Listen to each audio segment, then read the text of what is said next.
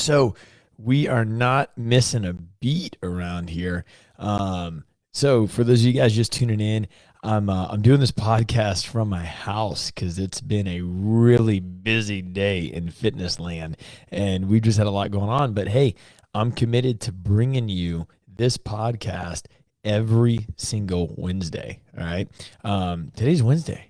Right? Yeah, every Wednesday. Hey, I'm rolling solo on this one, but the next couple, we have some amazing guests. Going through July, I think I have a dog hair in my mouth. I am really fired up with what we got going on in July. So, without further ado, let's just get rocking and rolling. All right, all right. Welcome to the Strong Side Podcast. My name's Mitchell Black, and I'm your host. And today we are going to be talking about movement matters. Now, look, I'm rolling solo on today's podcast. Throughout the rest of July, we have some amazing guests that I'm extremely fired up to bring on the podcast. But for today, I'm rolling solo. All right. Now, I would love for you to give us a 5-star review. If you could just, scroll down on that little iPhone or Android of yours and give us a 5-star review on this podcast, that would be much appreciated. And maybe share this with a friend. We would love your feedback on how we can make it better. So, like I said, today's topic, movement matters. All right. So here's what I want to talk to you guys about. It's just moving around. I jokingly say to everybody, they come in the gym, it's their first day. They're like, hey, what am I going to do today? And I say, hey, you're gonna move around. You're gonna have a good time. That's all we're gonna do. That's really what we're after is movement. We're gonna talk about this more and more as the podcast goes on. But movement matters. Movement matters most. Movement matters before load. Movement matters before intensity. Movement and quality of movement and the ability to understand what you're doing matters most. All right. So here's what I want you to think about. I love asking questions. I love asking questions because I feel like it helps you find the right answer. So if we just take a lot of things for face value, it's really hard to get the right answer.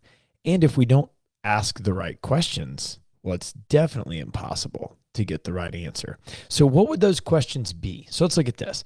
Somebody comes into the gym or somebody gets started in a fitness routine and, they're thinking to themselves, they're talking to a trainer and they say, oh, I got bad knees, or, oh, I got a bad back. My shoulders really hurt. That all might be true. Okay. But then you got to peel the onion.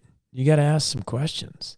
Hey, have you ever been into a car accident before? Have you ever had surgery? Have you ever been hurt? Like all these things. And the answer is no, I've never had that. Never been an issue for me. No. I'm just getting older. And I like talking about that concept a lot because you may be getting older, all right? But there's also a lot to be said for the volume of time that nothing was done. So that's a really simple way to say that, but I'll give you an example. Is a lot of times people, they love using 40. All right, guys, look, I ain't 40 yet. I'm getting closer every year, but I ain't 40. But everybody loves saying that at 40, your body just falls apart. And I'm not saying that at 40 that you're not going to feel like you were at 20, or at 60, you're not going to feel like you did at 40. That's not what I'm saying.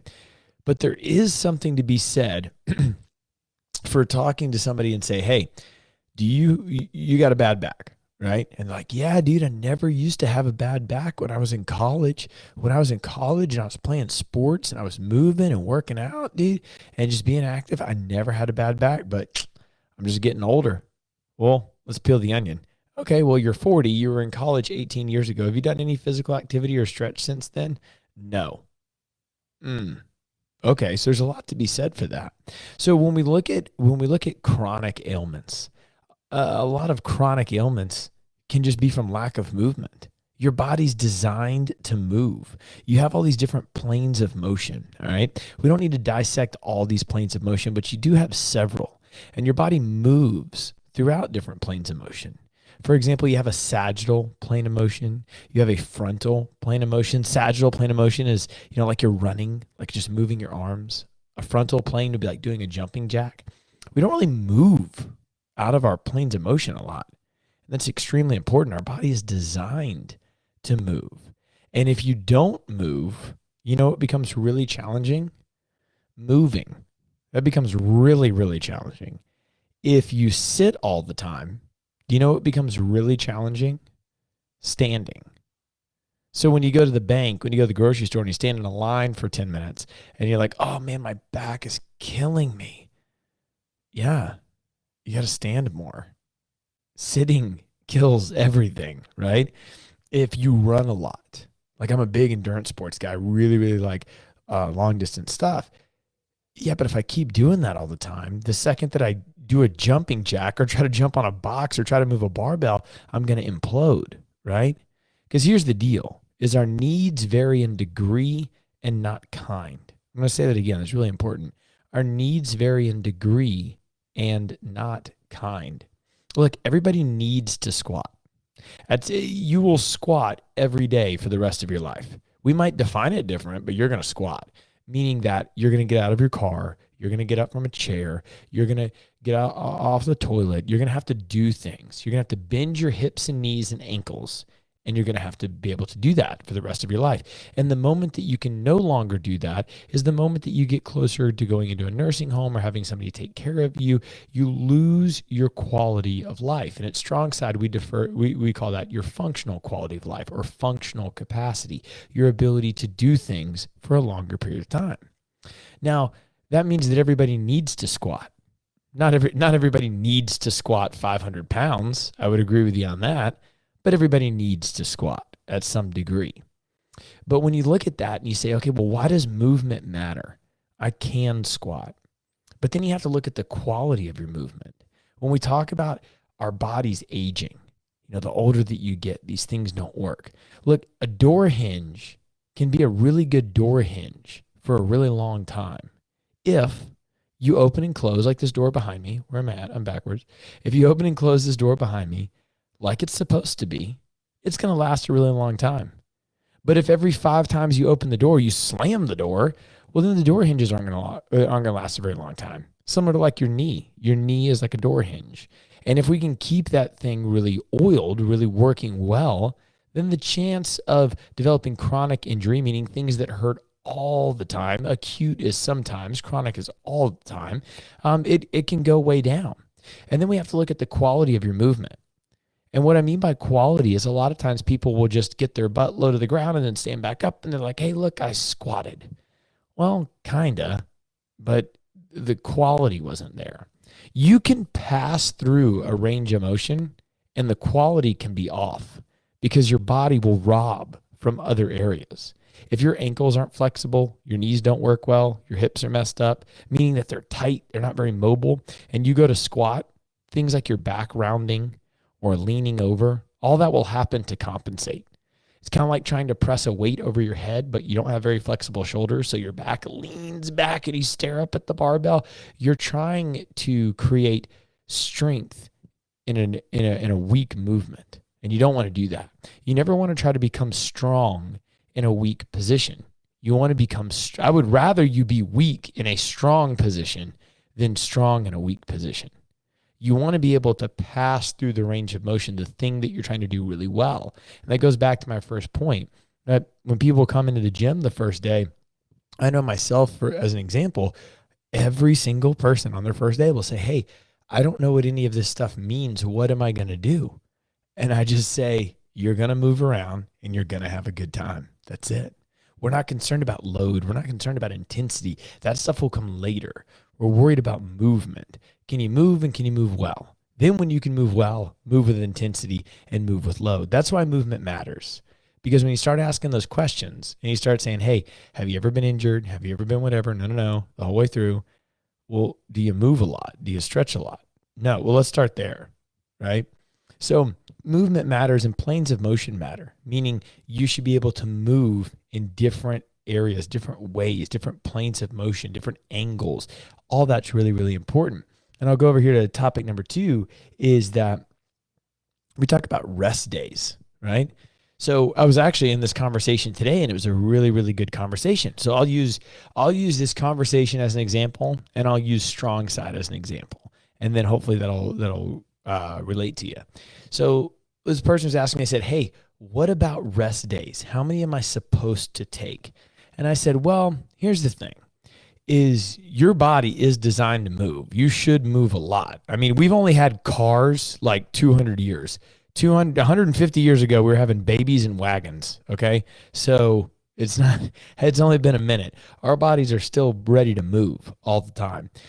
So I think with a rest day, if you work out really hard, let's say you go to the gym 3 days in a row and you're like crushing it. And then you're like, I need a rest day, and you do nothing and you sit on the couch and you feel terrible. You're going to feel worse because your whole body's going to like just suction cup into itself and feel quite terrible.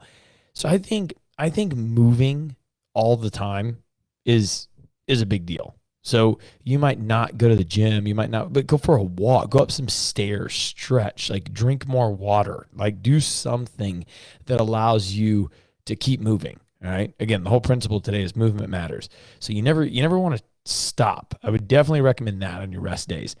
Number 2, looking at StrongSide, for example, we're open 7 days a week and we have classes every day. We would not build a program that you could not physically attend for 7 days in a row. So you could come every day. Not a lot of people do, but you could. But the biggest thing is you need to listen to your body. And I'm going to define that because that sounds really cliche when you hear that. Oh, I got to listen to my body. Well, first off, there's a difference between your brain and your body. So let's have the hard conversation first. Just because you're tired doesn't mean you need a rest day. Just because you're looking for an excuse doesn't mean you need a rest day. Just because your brain's like you've had enough doesn't mean you need a rest day. So you need to differentiate when your body's talking and when your brain's talking, right? So your brain is weak. It wants to stop all the time. You can tell the thing to shut up. Your body, on the other hand, listen to it. And what I mean by listen to it is, if you're really feeling fatigued, you're feeling like your power is going to go down, you're feeling weaker, you feel like you had a really, really good workout, but you're just too beat up. You're not going to be able to sleep well. Way too much hunger. That's a big thing. People work out more, so they get really, really hungry and they're not feeding their body enough. That's a time to listen to your body. So I would definitely encourage you to focus on movement on your rest days. Listen to your body. And we just got a comment here, because remember, this is live on Facebook and Instagram and all that stuff, is talking about soreness. And the person on the comments like, yeah, I'm so much, shout out to Yana Wright. She said, nothing gets rid of soreness better than movement. That's 100% true. Like, let's say you're really sore after a big squatting day or a deadlift day, or, make up the movement, box jump, rope climb. Like, I don't know, I'm just hollering out stuff, but like you're really sore from the thing. The worst thing that you can do is to not do anything. Oh man, I did a bunch of wall balls. I did a bunch of whatever. My legs are really sore. I'm going to do nothing. That will make you feel terrible. However, to Yana's point, if you bring in some intensity, you'll feel pretty good. If you go for a light jog, you come in and you row like 1,000 meters, like really hard or something, that will circulate so much blood. You get sore because there's blood without oxygen inside your muscles, and that makes you feel like junk. So what you have to do is you have to take your muscles and you have to squeeze them over and over again. Your muscles are kind of like a water balloon per se, and you have to squeeze the muscle so the water, in this analogy, or the blood, gets out and it gets it to recirculate inside the muscle. And if you're sore and you sit there and you don't contract the muscles, you will have more lactic acid, more junk build up in there, and you will feel terrible. If you get up and you start moving around, you start squeezing some muscles really, really tight, you'll circulate more blood. So you'll get old blood out, new blood in. The blood without oxygen goes away, goes back to your heart and gets recirculated and gets more oxygen in it. And it comes back to your muscles and you feel better, right? So really, look, if you're like, oh man, that just blew my mind. What's the topic of today? Movement matters. Movement will solve a lot of problems. And it'll solve a lot of problems for things that you don't have injuries to. And I keep going back to that injury thing, because if you just had knee surgery or you have screws and plates in your body, yes, that is probably a conversation we need to have about why you're not moving well. But if you're just developing bad knees because we're running all the time and not stretching, or we've done no physical activity in 20 years and you're scared to start physical activity because you think you're going to get hurt, not moving is just a slow killer, is what that is. Not moving is slowly deteriorating your body. It's kind of like obesity, creeping obesity. You add 1 pound a year, and then you look back and you're like, how did I get 40 pounds overweight? That's so weird. I guess my metabolism slowed down.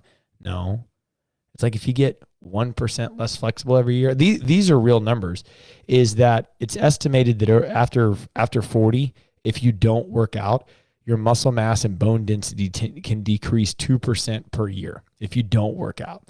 Well, that's true. Or you could just lift load. You could just lift weight and you could beat the 2%. All right. Now, 2% is also relative to how much muscle mass you have and all that. But either way, yeah, I forget the term of that, but it will start deteriorating. So you have to beat that with resistance training, because what you don't want to do is look back at 50 and be like, oh man, I can't do anything. Well, preparation is a really, really good tool to use. And then we talk a lot about movement as therapy. And that can obviously be mental therapy. A lot of people talk about that exercise is really good for mental health and mental therapy. Yeah, dude, get in your own head. Love it. That's awesome. But I'm talking about like physical, like actually moving and physical therapy. We have a Strong Side Legends program, and that Legends program is for ages 55 and up. And our oldest person in the program is 82. And we got a lot of people that are 65, 70, 75, stuff like that. And we've had one of the gentlemen in there has 2 knee replacements, and another lady in September, she's going to have a hip replacement. But yeah, so all right, so with that being said, this is why I'm bringing up these surgeries, is because they have these surgeries, and post-surgery, they immediately get them moving, like literally the same day. They'll do the knee replacement, they put the knee in the machine, they start moving the machine, just flexion and extension of the knee, just bending and extending. Same thing with the hip, get you up and walking around. Like, please don't, if you just heard this, don't have surgery and like do push-ups or something. That's not what I'm saying. But what I'm saying is that movement is pretty critical in the healing process. So if you look at somebody who has surgery, for example, and they go to physical therapy, what is physical therapy? It's rehab of movement. It's teaching your body to communicate with certain muscles, to use them effectively and rehab the body so it can grow back through the surgical experience that it just had. Well, if you've never had that surgical experience, if you've never had that trauma to the area, number one, you're in a great spot. But the more that you can move, the less chance of discomfort you're going to have. I've had 6 reconstructive surgeries. I've had my right shoulder completely redone. I raced motocross like my whole life. A lot of people, I guess, didn't know that, but a lot of injuries. So my right shoulder completely reconstructed. I tore my labrum, my capula. I chipped off part of the humeral head. My left knee has been completely reconstructed. I ripped that bad boy in half. Immediately tore the ACL, then both meniscus, destroyed it. That was terrible. But so I had surgery on that. They took my hamstring out to rebuild my ACL. I got 2 screws in my left knee. From that, I also broke the femur on my left leg. My right foot, I had a motorcycle land on it, and this story is going to make sense in a second. My big toe was dislocated and compound fractured. That means it comes out of the skin.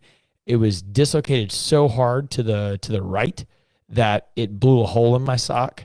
That was disgusting, and shattered the thing everywhere. There was 3 pins in it. I didn't walk for 2.5 months. Damaged my Achilles. I didn't tear the Achilles, which is good, but damaged it. I've had 3 concussions. Been life flighted to Grady Hospital. Seizures. Brain trauma. I got a couple of compressed vertebrae in my back.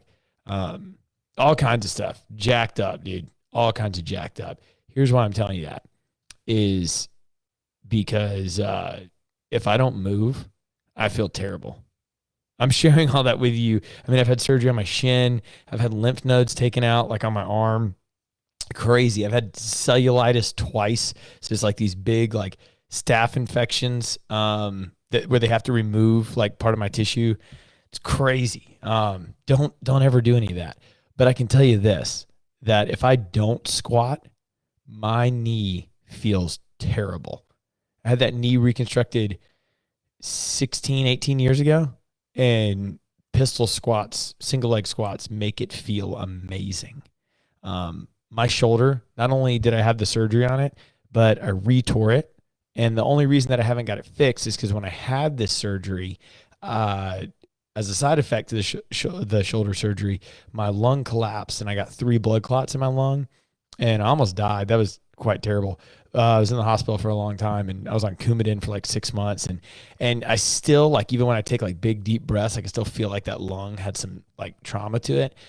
But like, as messed up as all that is, doing a handstand, the ability to do a handstand makes it feel so much better.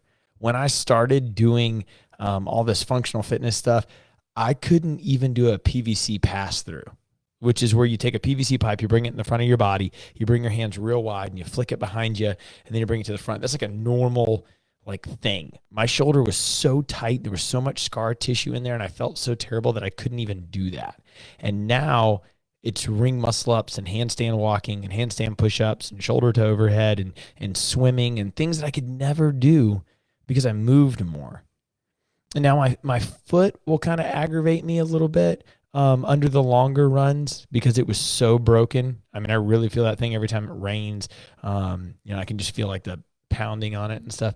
But that's really it. If I don't run, if I don't, pound the pavement a little bit, then when I stand for a long time, my knee will swell, my ankle will swell. It feels pretty terrible. If I don't get adjusted, like go see a chiropractor frequently, like my neck and my back start aggravating me from all those accidents and all those surgeries.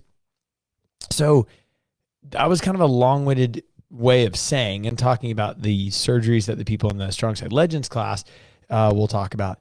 Movement is so key. Movement can unlock so many doors. I think lack of movement really, really holds us back.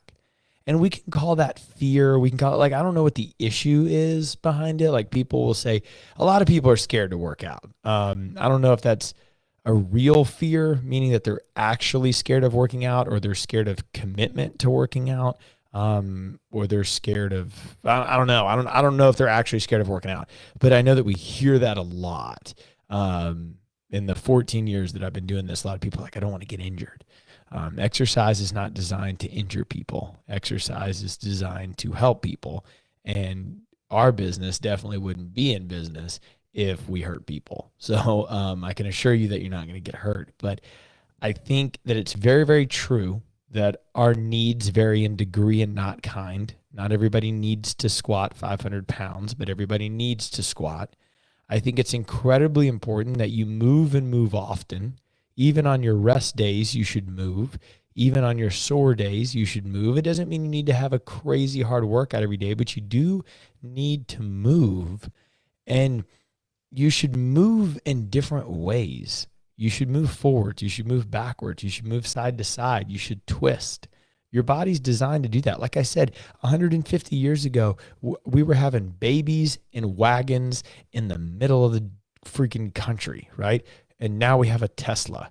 Things are totally different, but it hasn't been that long, okay? And your body's really primal. It wants to get out there and it wants to move. Doesn't mean you need to be aggressive, but it you need to move often, all right? And I think that if you can go through a week and you can say, okay, these are my rest days, or these are my yoga days, these are my strength training days, whatever, and you can just boil it down to movement, move and move well, I think you have a really solid deal, all right?